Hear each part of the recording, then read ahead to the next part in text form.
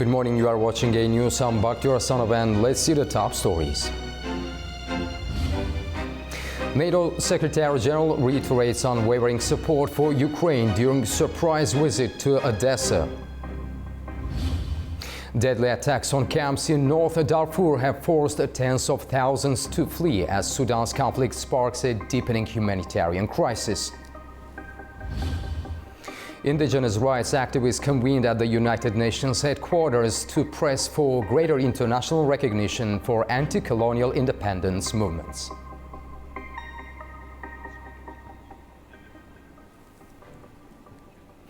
NATO Secretary General Mark Rutte reaffirms the security alliance's continued support for Ukraine. He made the announcement when he visited the port city of Odessa on Tuesday after several Russian missile strikes this week, particularly on the town of Sumy, which killed more than 35 people. Visiting Ukrainian soldiers in hospital, NATO Secretary General Mark Rutte has reaffirmed unwavering support for Ukraine. He visited the port city of Odessa on Tuesday alongside President Volodymyr Zelensky. The trip comes in the wake of Russian missile strikes on Sumy that killed 35 people and injured more than 100. He says that the North Atlantic Treaty Organization will continue to stand by the country. Indeed, today we again spoke about the important talks that President Trump is leading with Ukraine as well as with Russia to try to end the war and secure a durable peace. These discussions are not easy, not least in the wake of this horrific violence. But we all support President Trump's push for peace. Other allies, including through efforts led by France and the United Kingdom, are ready, willing and able to shoulder more responsibility in helping to secure peace when the time comes.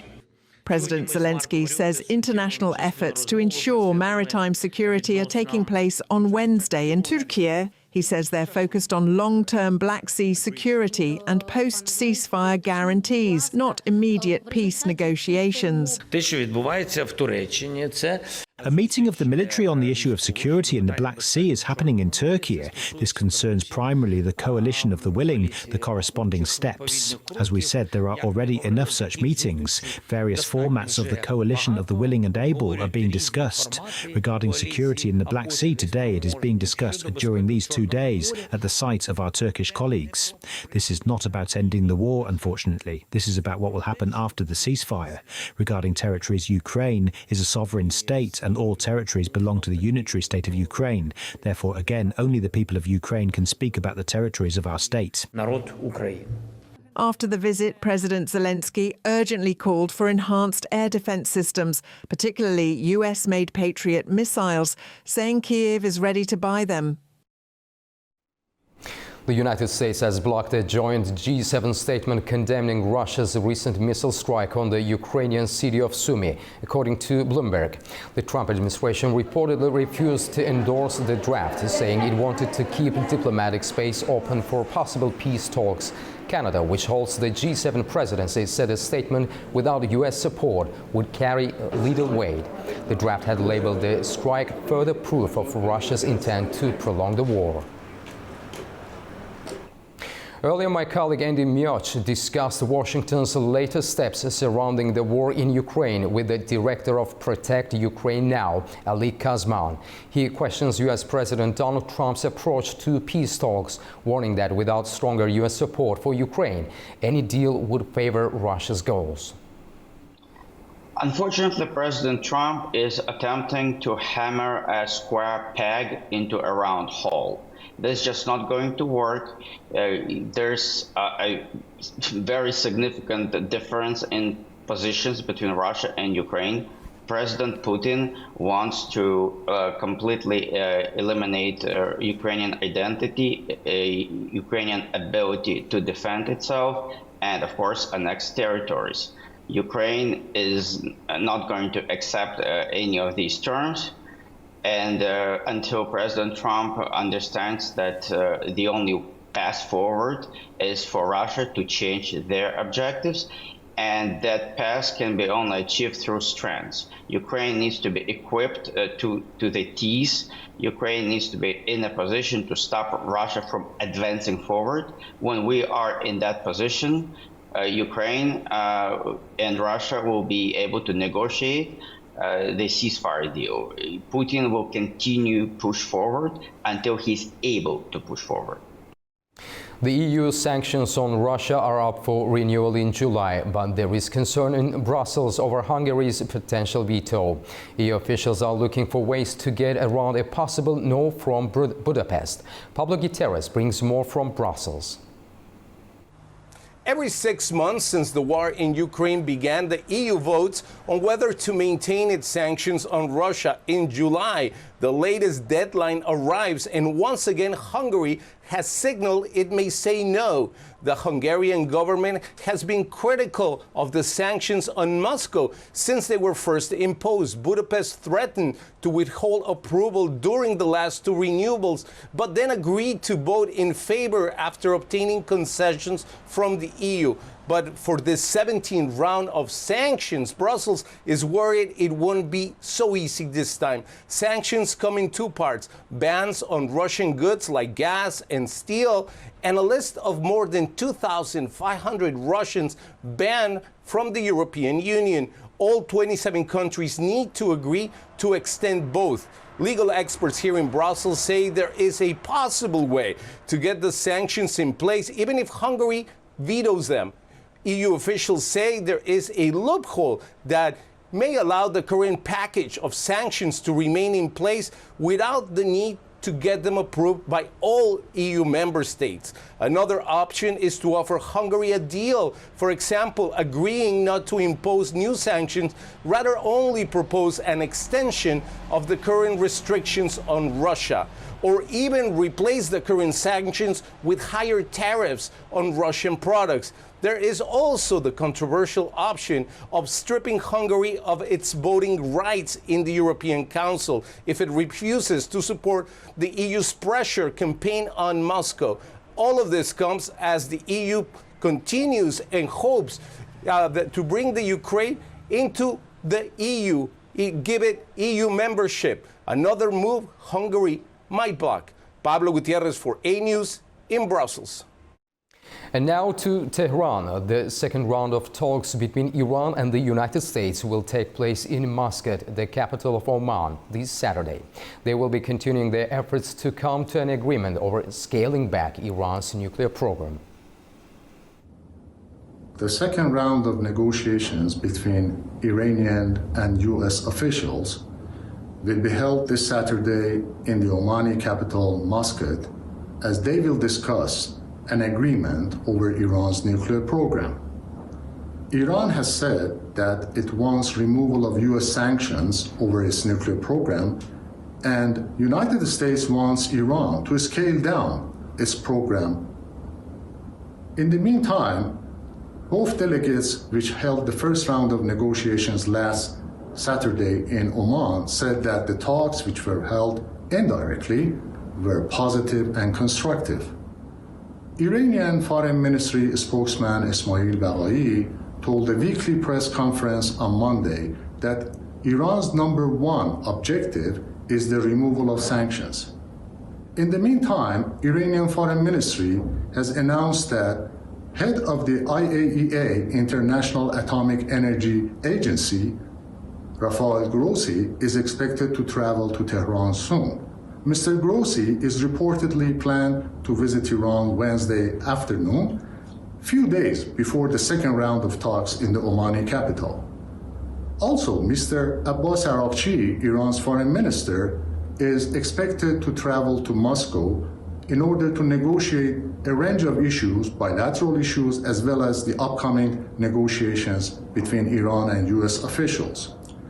Although no major agreement is expected to be reached during these round of talks, it seems that both Iran and the United States want a minimal agreement, first as an achievement for both sides, and second, to test the intentions of the other side to see whether they can reach a larger agreement on possible normalization of ties in their 47 years of strained relations between Tehran and Washington. Turet Shiralilu, reporting for A News TV, Tehran. White House Special Envoy Steve Witkoff says progress on a nuclear agreement with Iran will hinge on verifying its uranium enrichment and weapons programs. He told Fox News that key issues include Iran's missile stockpile and bomb trigger capabilities. However, Tehran has long denied seeking nuclear weapons. These comments come as a second round of nuclear talks will be held in Muscat this Saturday. The president means what he says, which is they cannot have a bomb. The conversation with the Iranians will be much about two critical points. One, enrichment. As you mentioned, they do not need to enrich past 3.67%. In some circumstances, they're at 60%. In other circumstances, 20%. That cannot be. And you do not need to run, as they claim, a civil nuclear program where you're enriching past 3.67%. So this is going to be much about verification on the enrichment program, and then ultimately verification on weaponization. That includes missiles, the type of missiles that they have stockpiled there, and it includes the trigger for a bomb. And I think we're here to have, as the president indicated, and I take my direction from him every day that I go to work, we're here to see if we can solve this situation diplomatically and with dialogue. Wall Street cheered, but not for long. A speech that once promised growth and fortune has since set off market turmoil. U.S. President Donald Trump's sweeping tariffs have jolted the very financial titans who applauded him just weeks ago, and now they are scrambling. Welcome to the third edition of the FII Priority Summit in Miami. This year, we are starting with an exceptional session. It is my distinct Wall Street's biggest names filled the Miami Beach Conference Hall. They had to come to hear US President Donald Trump outline what sounded like a new age of prosperity. Executives from BlackRock, Apollo, JP Morgan and Vista Equity cheered as he promised a box full of ambitions: wealth, growth, transformation. But just weeks later, that future-brimming box cracked open, and what spilled out triggered panic. The sound of applause from America's financial elites faded. Hands once raised in celebration scrambled to respond to a full-blown trade war that Trump has ignited. On 2 April, he launched a sweeping tariff program, rattling markets. The S&P 500 shed more than $5 trillion in value in just 2 days. Bond markets buckled. Foreign capital began flowing out. Retailers like Walmart slashed their forecasts. Wall Street's optimism turned to unease. Trump had long threatened reciprocal tariffs. Few expected him to go this far. His team insisted the policy was about fairness. Critics, even within his former circle, called it retribution. This term is different. Gone are the Wall Street confidants with open White House access. In their place stands a closed circle, with Treasury Secretary Scott Bessent declaring MAGA doesn't stand for Make M&A Great Again.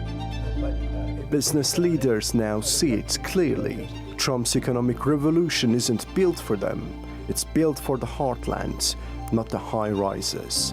Billionaires like Bill Ackman and Dan Loeb have spoken out. Few have the president's ear. Even Trump's allies misjudged him. They never took him seriously, one confidant told the Financial Times. He remembers who stood with him and who didn't. When the market chaos hit its peak, Trump blinked. On 9 April, he delayed full implementation of the tariffs, not because of pressure from donors, but because the signs were unmistakable. Bond market distress, a faltering dollar, private equity on edge. For Wall Street, it was a jolt. Trump may speak the language of business, but he is not their president.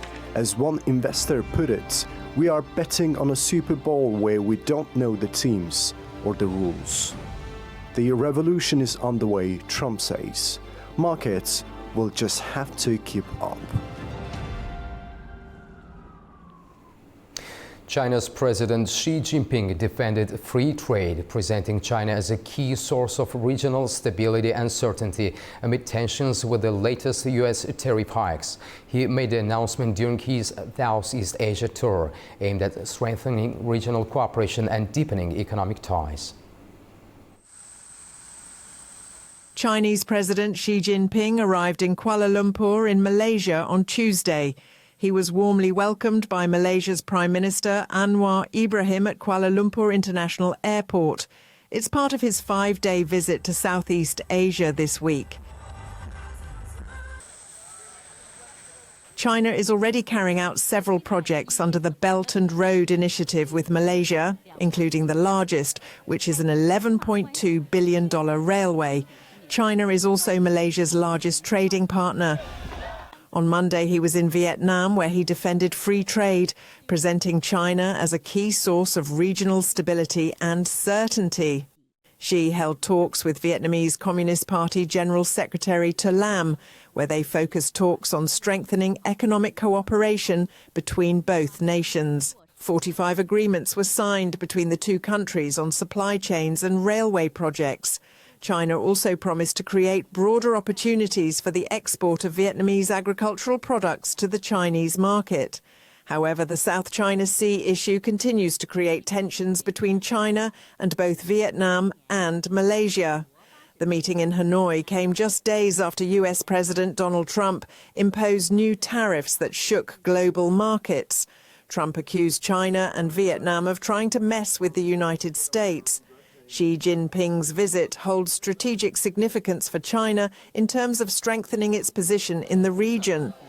Amid the impact of the US tax hikes, Beijing has seized the opportunity to present itself as a responsible superpower.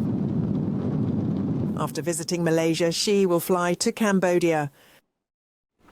To Africa now, deadly attacks on camps in North Darfur have forced tens of thousands to flee as Sudan's conflict sparks a deepening humanitarian crisis. Tens of thousands have fled Sudan's Zamzam and Abu Shouk displacement camps in North Darfur after deadly attacks, the UN reports. The attacks, reportedly carried out by opposition forces and allied militias, have resulted in the deaths of hundreds of civilians and aid workers. We are estimating that more than 80,000 has already fled the camp, and the numbers are really increasing every day. The conflict, which began in April 2023 between the Sudanese army and the paramilitary Rapid Support Forces, has been marked by ethnic violence, mass killings, and the systematic use of sexual violence.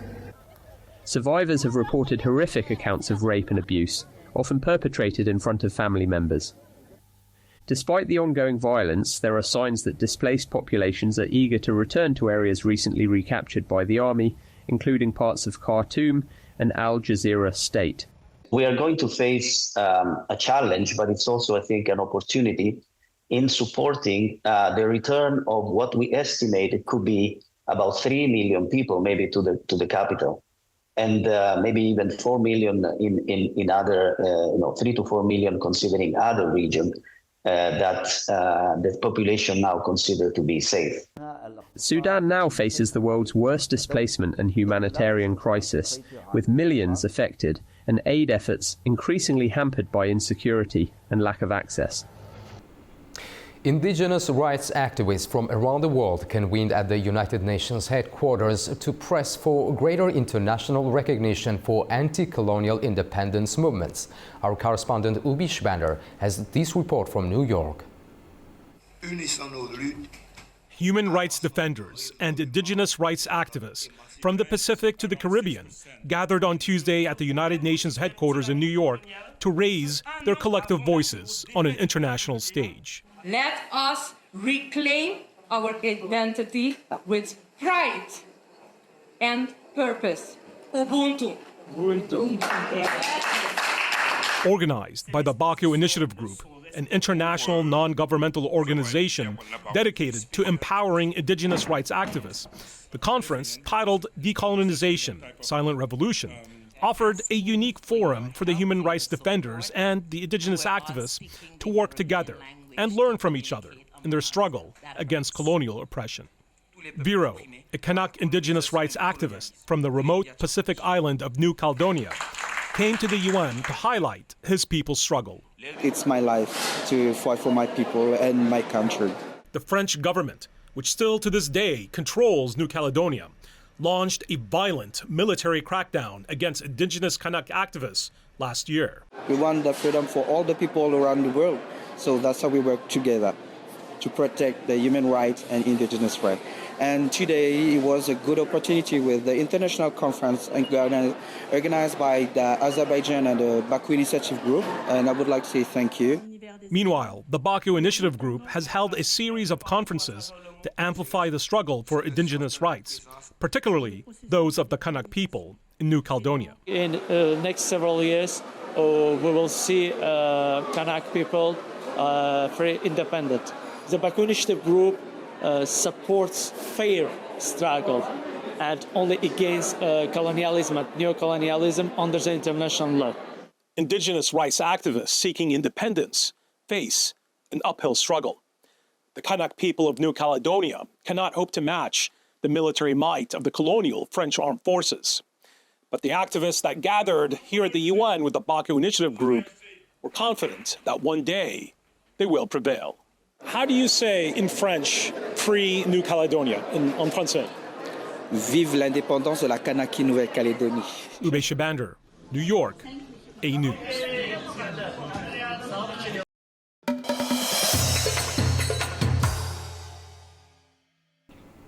President of Georgia, Mikhail Kavalashvili, is in Azerbaijan for his first official visit. Our very own Orkan Amashov is joining us from the Zagulba Presidential Palace in Baku, where presidents of Georgia and Azerbaijan are holding bilateral talks. Orkan, please share with us the latest news. Hello, Bakhtiar. Hello. Very good morning to you all. Yes, indeed. Yes, indeed. Beyond diplomatic protocol, which is important in its own right, this trip of President of Georgia to Azerbaijan, which is effectively his first official trip, testifies to the great significance of the bilateral relations between Azerbaijan and Georgia. Incidentally, Georgian Prime Minister Irakli Kobakhidze was here in Baku in early January, which was his first official trip to any foreign country after winning the 26th of October parliamentary elections. This trip is taking place against the backdrop of important developments of both regional and global significance. We know that, of course, the EU Commission President Ursula von der Leyen very recently talked about the importance of Middle Corridor, importance of Azerbaijan-Armenian peace process and Turkish-Armenian mobilization, without mentioning Georgia, which gave rise to some considerable degree of indignation in Georgia and to a certain extent in Azerbaijan. Azerbaijani President Ilham Aliyev, whilst addressing the ADA panel, talked about this network created by Azerbaijan and Georgia and the importance of other outside powers taking this reality into account. We also know that the relations of Georgia with Brussels and Strasbourg are incredibly strained now. We know that Russia has recently talked about the possible resumption of diplomatic ties between the two countries, and Georgia rejected this proposal on the basis of what's happening in connection with Abkhazia and South Ossetia. And currently, the impression given is that Georgian government is looking towards Azerbaijan, looking towards this idea of regional self-ownership, and therefore, importance of this trip is incredibly important. Of course, the bilateral agenda is going to dominate today's media landscape. The trade turnover between Azerbaijan and Georgia, as President Aliyev mentioned last time when Irakli Kobakhidze was here in Baku, reached a very important figure of $900 million US. Connectivity, a green agenda, importance of enhancing this particular element is going to be discussed, and also, of course, we will hear many statements during the course of the day. We will carry on this process of informing you about what's happening here. Orkan Amashov, A News. Thank you very much, Orkan. Azerbaijan Foreign Ministry has sharply criticized the recent comments by French Foreign Minister Jean-Noël Barrot about the Azerbaijan and Armenia peace process. Barrot had mentioned that the tensions had increased at the border between the two nations. However, Foreign Ministry spokesperson Ayhan Hajizadeh says the remarks show double standards. He accuses France of supplying arms to Armenia. Hajizadeh also rejected French criticism of legal proceedings for the peace process, calling it interference in domestic affairs. He further accused France of pursuing a neo-colonial agenda that undermines international stability. Armenia says it's ready to sign a peace agreement with Azerbaijan and supports the simultaneous dissolution of the Organization for Security and Cooperation in Europe, Minsk Group. That's according to Armenian Prime Minister Nikol Pashinyan, who made a speech at the parliamentary session on Tuesday. He says that if the Karabakh conflict is considered resolved, the group's format is no longer necessary. He also dismissed Azerbaijan's demand to amend Armenia's constitution, referencing a constitutional court ruling that found no territorial claims against Azerbaijan in the current text. Pashinyan says that both nations deserve peace, not continued conflict. The Taliban have stepped up diplomacy, meeting with officials around the world to discuss trade and regional cooperation. Tamim Bahis has more on this engagement. In recent weeks, the Taliban-led authorities in Afghanistan have intensified diplomatic activity with regional and international actors. High-level visits to Kabul included a senior Iranian delegation aiming to boost trade ties, a Russian ambassador discussing economic cooperation, and officials from Kazakhstan exploring strategic partnerships. Afghanistan's de facto foreign minister also made recent visits to Saudi Arabia and Oman to enhance bilateral relations, while a representative from the Afghan Red Crescent attended a polio eradication conference in Qatar, urging global support. These engagements reflect a growing trend of normalization. Despite initial uncertainty following the Taliban's return to power over 3 years ago, countries like Russia, China, Iran, the UAE, and others are now actively engaging with Kabul on trade and regional cooperation. Notably, with the election of US President Donald Trump, there have been some visible developments in US Taliban engagements. The Taliban's release of US prisoners as a goodwill gesture, the rare visit by high-level US delegation to Kabul, and the removal of bounties on Taliban leaders are all signals of a changing dynamic. Afghanistan has also expanded ties with neighbors such as Uzbekistan, Turkmenistan, Kyrgyzstan, and others, developments that mark a significant shift in the Taliban's foreign relations, once thought unlikely. This is Tamim Bahis in Kabul for A News. Turkey says it's firm on Syria as tensions increase. President Recep Tayyip Erdogan has issued a new warning to those who oppose peace and stability in the war-torn country. He says that Ankara will not allow any move to redraw Syria's map. Milletimin ve tüm dünyanın şunu da bilmesi. President Recep Tayyip Erdogan addressed the nation on Monday night following a cabinet meeting in Ankara, drawing red lines over Syria's future. Held at the presidential complex, the meeting came amid renewed talk of an autonomous corridor in northern Syria, a concept Turkey views as a direct threat. Without naming names, Erdogan signaled firm opposition to any effort to redraw Syria's map under the guise of peacekeeping. The warning followed what Erdogan called a turning point in Syria, the events of December 8, when power shifted among opposition groups with Turkey's support. Since then, Ankara has argued that a new era has begun, one that must be recognized by both allies and rivals. Referencing past military campaigns that dismantled a so-called terror corridor, Erdogan said Turkey would resist any new partition efforts, even those with international backing. His message also targeted outside actors. Kimse hatalı hesap yapmamalı. Kışkırtmalar karşısındaki No one should make miscalculations. Our calm and composed stance in the face of provocations must never be perceived as a weakness. Especially on the issue of Syria, certain actors should value Turkey's friendship rather than test the limits of our patience, and accordingly adjust their rhetoric and policies. They should act like a state, not like an organization. Örgüt gibi değil, devlet gibi hareket etmelidir.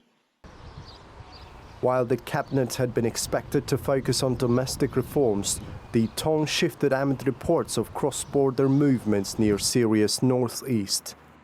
Ankara appears readying for regional engagement on its own terms.